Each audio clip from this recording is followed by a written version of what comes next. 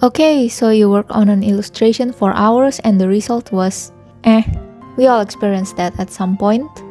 So today I'll be talking about how to enhance your illustration from start to finish. First is to use reference. This is my old drawing back when I refused to look at references. Disgusting. What the hell is that phone? Compare this to my most recent drawing where I look for a good reference and then I use it.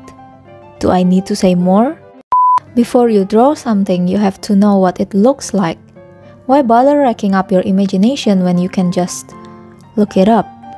People who tells you to draw from imagination, they want you to fail. Now you don't want to use just any reference, but good reference. I've talked about this in my previous video, but basically if the photo reference isn't blurry and you can make out shapes coming from the shadows, you're good to go. And if photo reference isn't enough, you can reference other people's art as well. Now I did not say steal other people's art. It will get you cancelled, so don't even think about it. Referencing other people's art can come in handy when you're still finding your art style or having difficulties in breaking down your photo reference. Like here, I'm referencing this artwork because I want to capture the shadows beside the nose and the under eye, which I find it difficult to draw from my photo reference alone. You can use references not just for anatomy but also for clothes, lighting, mood, color, and pretty much everything. Second, use asymmetry. Now I don't understand much about fancy composition like golden ratio or whatever this is. Most of the time I just end up placing the subject in the middle of the canvas, which is kinda boring. But when I apply asymmetry, everything changed. When you divide the drawing in half, you want to make sure both sides aren't identical. For example, I added the hand in the front and tilted his head a little bit. And instead of letting the hair fall into straight line, I made a curve, like his hair was blown by the wind. By just adding small things like this, the drawing looks a lot less boring even without the fancy compositions. Number 3, find the right brush.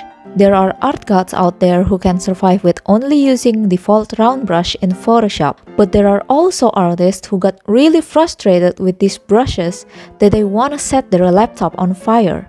And I happen to be one of them. Look, there's a misconception that if you download fancy brushes, you will become an art god. And well, that's true. Fancy brushes won't turn you into an art god. But restricting yourself with only round brushes could slow you down, because you have to work harder to achieve the look that you actually desire. For example, I like oil painting texture in my drawings, so I downloaded oil painting brush on Clip Studio Paint and I use it.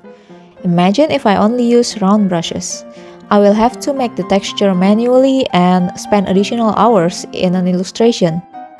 So here's my tip when looking for the right brush. Find out what look you're trying to achieve. Is it oil painting look? Or is it watercolor look? Or maybe even markers look? Then search for the brushes that give you your desired look and experiment with them. See what works and whether you need additional brushes for other parts like hair or clothes. When you have found the right brush for you, trust me, you'll be more confident in your digital painting process. Next on our list is to flip your canvas. I used to be scared of flipping my own canvas because I know when I flip it, my drawing looks like absolute garbage. So I decided to live in denial. But seriously you guys, flipping your canvas is really important. It gives you a brand new perspective so you can fix any deformity in your drawing. Another thing you can try is zooming out your canvas. Like, really zoom out. What this does is showing you the painting as a whole and it can show you the flaws in your overall painting. Remember, when people stumble upon your artwork, they will see it as a whole, not zoomed in on certain parts.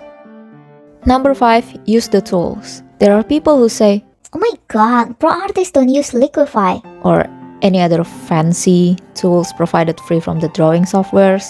These people still exist, by the way, and I used to believe them like a naive buffoon. Professional artists, especially those with tight deadlines, in fact, use these so-called fancy tools. Not only these tools help enhance their illustration, they also help them to draw faster and survive their tight deadlines. Don't believe me? Just search on YouTube for your favorite art gods. RossDraws, Sakimichan, Laovaan, I'm very sorry if I mispronounce any of your name, and many more optimize these tools, and guess what? Their art is so much better than those who told me I shouldn't use them. Also, by the way, using tools doesn't mean you don't need basic fundamentals like anatomy, color, shapes, and other drawing fundamentals. You don't just blindly use liquify or 3D models and expect it to do magic on its own. No, you still have to understand anatomy. You still have to understand how a face or a hand looks like. Remember, these are tools. They are designed to help you, not to finish your drawing for you. Lastly, adjust your finished work in the next day. Have you ever finished a drawing after working on it for 13 hours straight, but when you see it in the next morning, you're like disgusted by it? This is because after leaving your work for a day, you get fresh eyes and fresh perspective which you didn't have the day before because you're exhausted as heck. So before posting your artwork on social media, leave it for a day and come back later to make some final adjustments. Now let me show you how I adjust my finished drawing. I'll be doing this in Photoshop, but you can also try with other drawing softwares that have similar tools.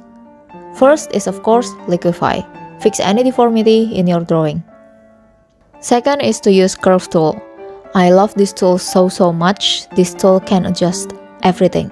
If you think your colors are kinda lame, give curve tool a try. Keep it in mind though that the bottom left is in charge of the shadows, the top right is for lights, and the middle one is for midtones. However, you can get lost in curve tool and ended up frying your artwork. So make sure to duplicate your layer so you can remove any unwanted changes. After that, you can use color balance. It is not as cool as curve tool, but it is more controlled. For example, if you want your shadows to be more blue, but you want to make the lights more yellow, you can do so easily with color balance, because they let you to adjust the shadows, light, and midtones separately. So that's great. When I want my illustration to be more crisp, I either use sharpen more or high pass. I think sharpen more should be more accessible to a lot of drawing softwares, so you can use that instead of high pass, which I think is only available for Photoshop. I use high pass for every single of my illustrations. It makes my illustration clearer, more crisp, and it gives a nice texture. Last thing I would do is to apply noise filter. This is just my personal preference. I do like a little bit of grainy texture on my painting. If your drawing software doesn't have this filter, you can always just download the texture on Google, put it on overlay, and then lower the opacity. Alright, that's 7 ways to enhance your illustration. Enjoy the time lapse of the painting I did for this video. And if you have any other tips about how to enhance your illustrations, please let me know in the comments down below. Don't forget to leave a like and subscribe to my channel for more digital art contents like this. And I'll see you in the next video. Bye bye!